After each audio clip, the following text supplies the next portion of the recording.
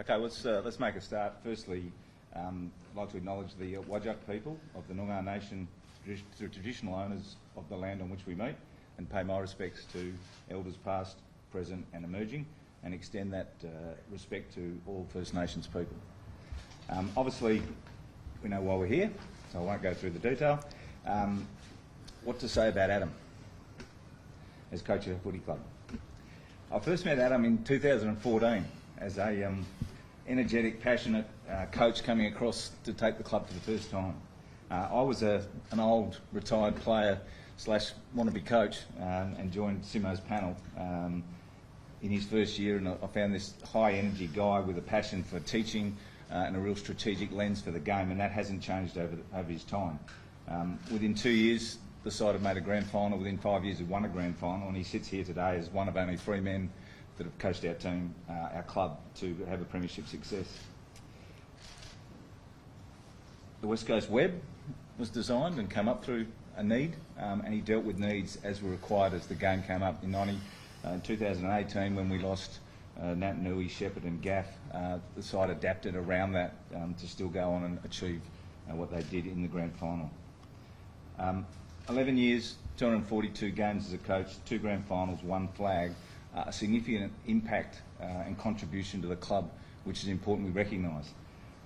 It ends today, and we respect the last 3 years have been tough on the club and particularly on Adam as a coach.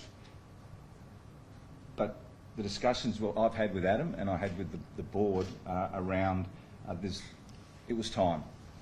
It was time for a change. It was a time for a refresh of our program. And to Adam's great credit, he always puts the club first, and he accepted that that was going to be the position, and he had no more to give.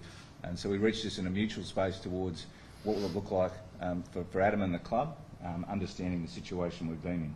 I spoke when I joined the club about people and about how people are the drivers of our club. And we're fortunate with Adam. We've got someone who's got great respect around the club, across the industry, and has been a fantastic servant. It's important as we say farewell to Adam and he moves on with his footy journey if he desires, that we pay respect for what he's done for our club and recognise the wonderful contribution he's made. With that in mind, we've requested that Adam to consider coaching the side for one final time this weekend. So as much as today is the announcement of the finish, we'd love Adam to coach one more time come the weekend. Obviously a significant event this weekend with Liam Ryan's 100th. I think it's fair to say that for people in the room, Liam's reached 100 games, which is a fantastic achievement. But for the man next to me, maybe he wouldn't have seen the best of Liam Ryan and seen what he's been able to do on the field. With that said, I'll hand over to Adam. Thanks very much. Yeah, we haven't made that call to Shep Pyke if I was going to coach this week, but we'd like you to. Yeah, thanks, mate. Thanks everyone for coming. Obviously, a decision's been made and it's mutual. I feel like the time's right. I've been reasonably stoic over the last few years about the direction of the club, and now it's a slow burn and it's going to take a bit of time, and that my position hasn't changed. But someone else comes in, a bit like when I took over Woosha back in 2013, end of 2013.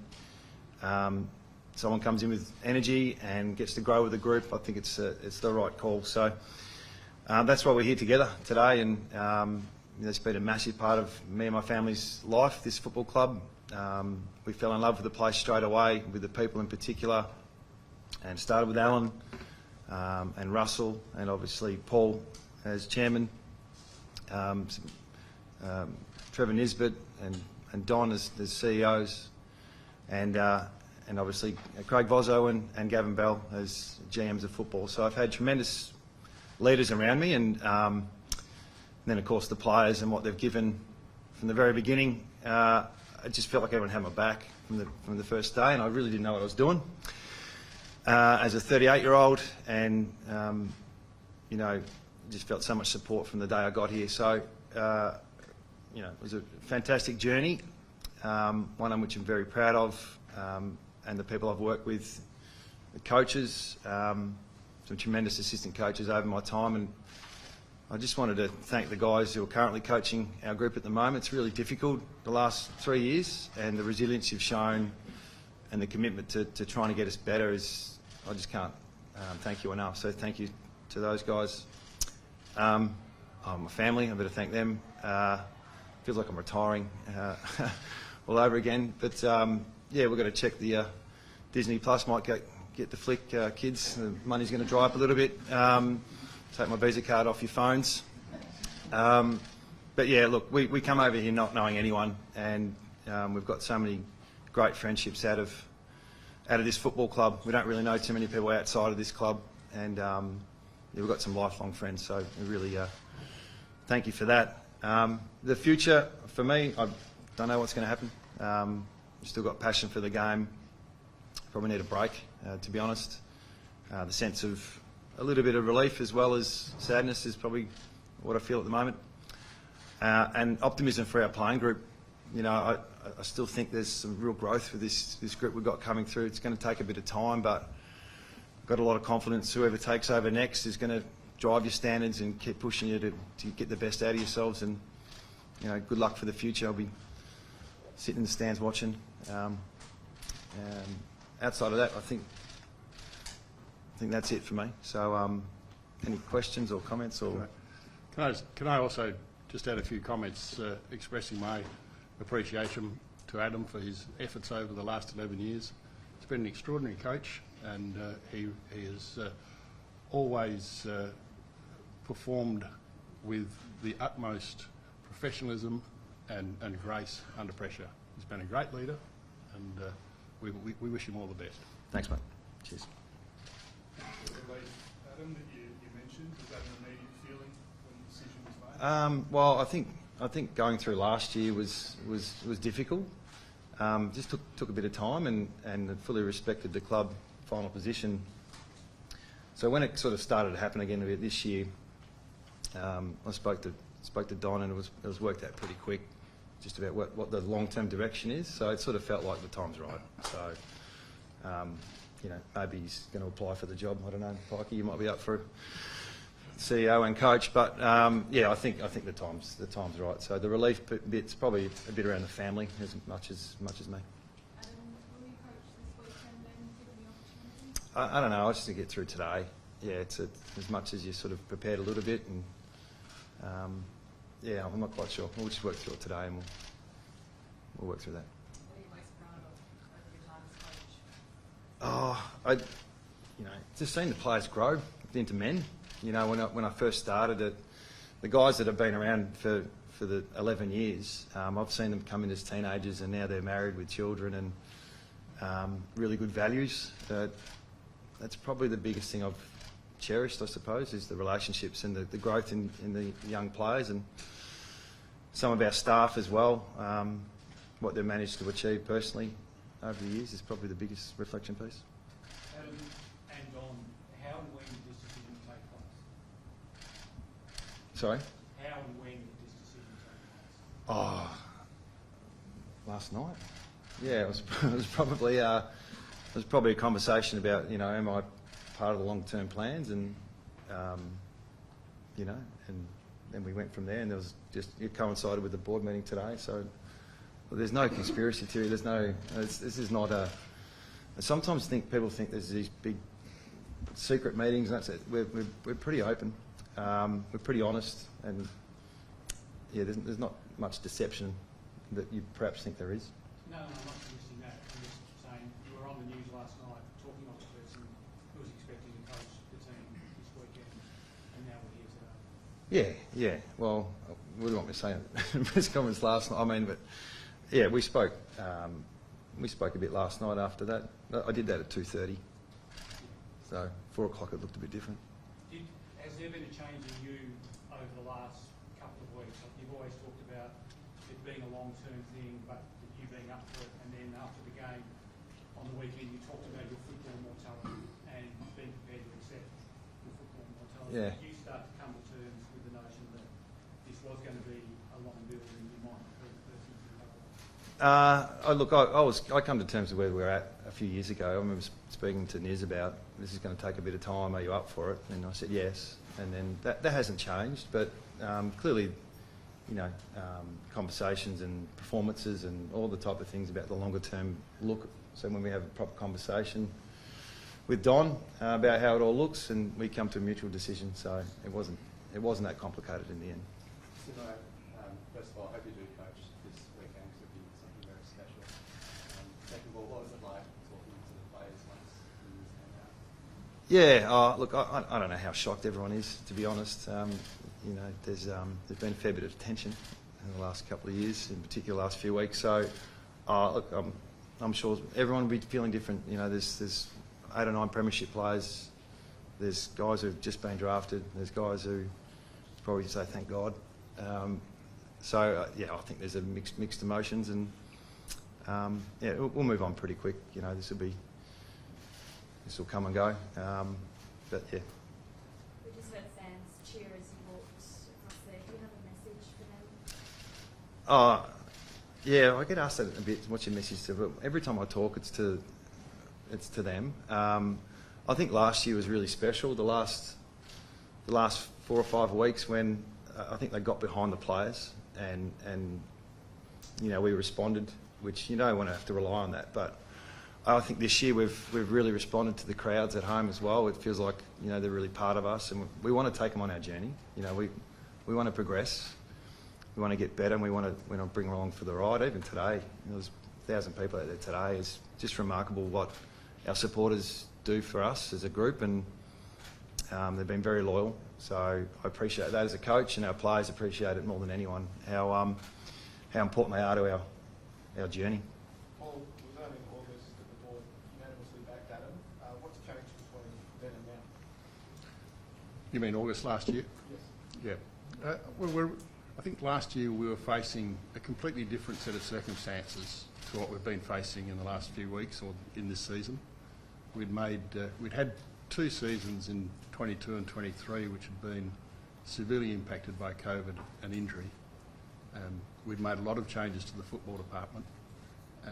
We'd changed over our CEO as well. And I think last year we knew we had a good coach who really hadn't had the opportunity for 2 years to coach the team. And but we were concerned about stability in the club as well. And you know, when you looked at whether you should replace Adam at that stage, an overriding consideration was we had a great coach. He provides a lot of stability for what we want to do over the next 12 months and even further. Now, we get to this year, and I think there have been some significant improvements in what's happened on field, certainly with availability of players and general fitness. But we do get to a time now where I think we're all agreed that this is the right moment in time to look for someone else. If Adam is this weekend or next weekend to take a coach to the team, is there a plan in place for who will take over? Yeah, we're working on that at the moment. As you can imagine, things have happened pretty quickly this morning, so we'll have those conversations this afternoon and finalise who'll be the interim. Yeah. When would you like to have a new coach locked in by? For next season? Yeah, well, we'll start that process now. I mean, I think I've always been very strong on the basis that you deal with your situation until your situation changes. And clearly today our situation changes, so we're in the market for a new coach, and that process will start now. And we'll put together a list of people to approach and start talking to about leading the club going forward. John, there were text messages that the club obviously would prefer to have been kept private but still in the public arena. Yeah. Did that have any impact on the decision or the timing of the decision? No, not really. I mean, it was disappointing that was the case. Now, again, we don't know the context of those and when and where and everything else. It's, you know, the decision today, and you know, as I said, we've reached it jointly with Adam. Is like this is a taxing job, and for 11 years to do the job, it's got to the point where, you know, and done it very, very well, and given his all. It's at a point where there's a whole range of factors and bits and pieces into the equation, but it's just time. It's time for a fresh look at, you know, an appetite for change for our program, and that's and Adam, to his great credit, accepted that, and we move on, but with recognition of what he's done for the club. Adam, you're a person who the game's thrown a fair bit at, and has always been very resilient through all of that. But the last 2 years, 2022 and 2023, in your time in footy, has there been a tougher period for you personally? Look, I think the COVID, since COVID, there was a couple of years there for the industry, it was really difficult. And out of all of the clubs, I thought we had our list dynamic was a lot of families, very united, did a lot of things together. And I thought that period was a real challenge for our whole club. We've got to be very organised here too with the travel and all those things. We planned 6 months in advance and we just got thrown out of whack, and probably for a bit longer than most clubs. And then we got COVID the next year, as in we got hit early. So I think we lost, that year we were playing some top-up players that I hadn't even met until game day. So that year was what Fitz was talking about, a little bit of a write-off in terms of let's just stay connected. And then the next year we just got hit with some really poor unavailability through a lot of collision injuries as well. So I feel like those 2 years were difficult from a performance point of view, but I felt like I had to lead as best I could. So that difficult, but not. Didn't get any. We got some growth from it, and I found out a bit about myself and about our group, and so a bit worse than 18, absolutely. And before I forget too, I wanted to make mention of Warren Coford, who's a strength and conditioning coach for a number of years, and he left us last year, but he had a significant impact on my coaching career, and I appreciate everything he's done as well. You think you'll be drawn back to the game? I don't know. I need a break. I don't know what I'm going to do. So, we love Perth, but I love footy. So, just see how we go. Is Dean Cox the target, number one target? We'll put together a list of potential candidates, make some inquiries, establish people's interest, and go from there. I know it'll start. People will start speculating as to who, but we've got an opportunity with a playing group that we think's on the rise to find someone who's got that energy, drive, passion to take the group to where we want to go. So it'd certainly be a name we'll consider. Don, you've been in the seat for 8 months now, 6, 7 months now. 6 months, How much of this is the first step maybe in overhauling the football department as well? Well, we don't sit here today sort of happy that we're sitting here. And clearly, Adam's a big piece of the football department. The senior coach always is. So the next appointment becomes important, to who we bring into the role. And we'll be diligent about it. We'll be measured about it, and we'll make an appointment we think is going to take our club where we want to go. Similar, you touched on that you were 38 when you first came here. How do you assess how you've grown not only as a coach but also as a person? Hair's got pretty grey since I got here, although I did dye it before. I was living a lie, I must admit. And then when I got this job, I thought, I can't live this lie. So I stopped, and overnight I went grey. So it wasn't the stress of the job. My 17-year-old son's already got greys. So what was the question? Oh, have I grown? Look, I've made some mistakes with people in my journey that and I've really grown in other areas as well. Like I think we all, between 38 and 48, life completely changes with your family. Like our kids were all really young, primary school. Now 3 of them have left school, and so they've grown up here. So I don't know. I've just been involved in footy since 1993. I've been at AFL level, so footy's just been my life, and the ups and downs of winning and losing, but also the pre-season, the off-season, the in-season, the finals, the not making, all that's been part of my life. So I'm looking forward to growing in other areas outside of football, but the family's probably been the biggest thing that, it's been really good for us. How significant has the family been over the journey? What sort of support? I don't want to give them too much praise because they're very critical of me. The sledging starts. I think Miller wanted to pick a dress from a press conference about 3 months ago.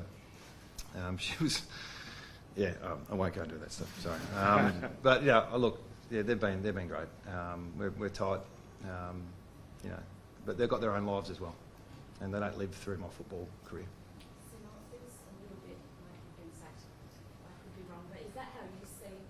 situation? No, I think it's a mutual discussion. I think both parties got to be on the same page. So I don't think you need to worry about that. The way I see it is the timing's probably right, rather than who did what and how. And it was a very, very, mutual discussion. So we sort of came from similar places, and we walk away with obviously the club's best interest in mind. Was there a moment that made you realise that you feel like it's time to move on? Probably your 300th article. Woodcock.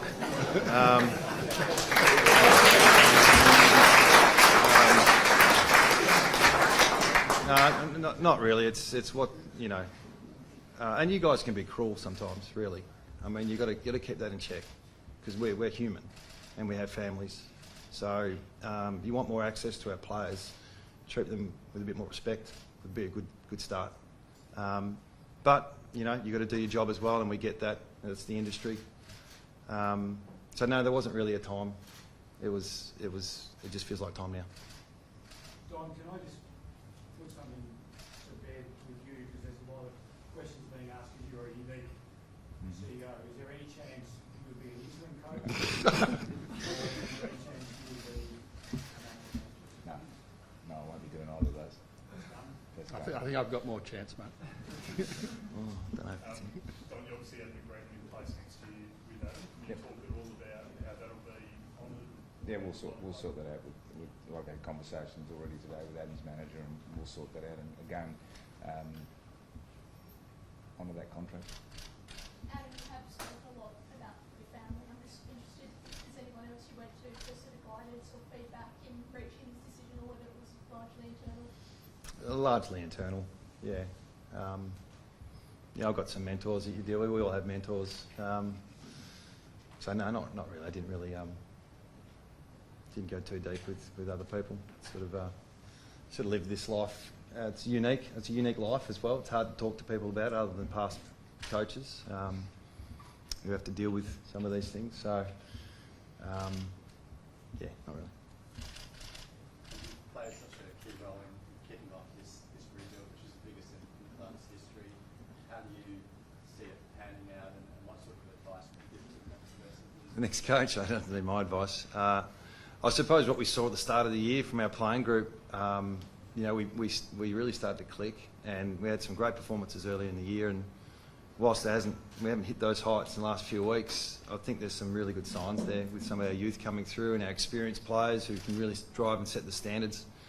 So I feel like whoever the new coach that comes in, the platform's there, and it just evolves. You don't stay down for too long. I think Don and the board need to pick a new coach they can hitch their wagon to, and traditionally we've looked after the coaches here. Long term seems to be the way that we do things, and it sort of pays itself off. So yeah, whoever goes for this job, I think it's the best club in the league. Like, really, what they've done, it's harder and harder to win from away from home, and yeah, got nothing but admiration for the club. And the premiership to achieve that here, it's always going to hold a special place. How good was 18?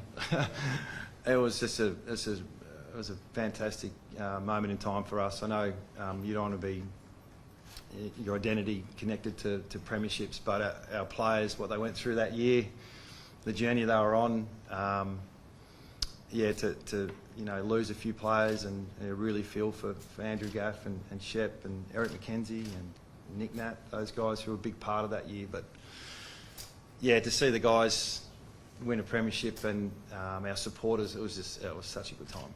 So I can't wait for the 10-year reunion.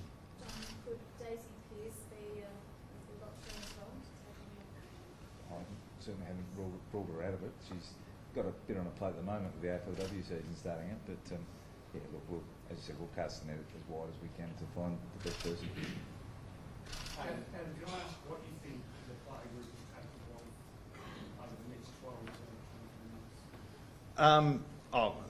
Anything. Like, you don't know. Like, when Bucks left, I'm sure they weren't talking about Collingwood in the way they're talking about him now. So I just think things can. It's a very tight competition, so it's never as good or it's never as bad as it seems. So I've got optimism for our players and what they can do. Adam, probably opening the door here, but what are some of the things you won't miss about having come to No, it's not about that. I'd love the industry. It has its highs and lows. So I don't think it's. I think making decisions is something I need a break from, and I think when you get to this position, every day you make 100 decisions on whether it's the itinerary or who you're going to pick or your ball, all those things. So I'm just making less decisions for a little bit of time, and then recharge and see what happens in the next phase of my life. Thanks, All right. Thanks, guys. Cheers. Thanks, guys.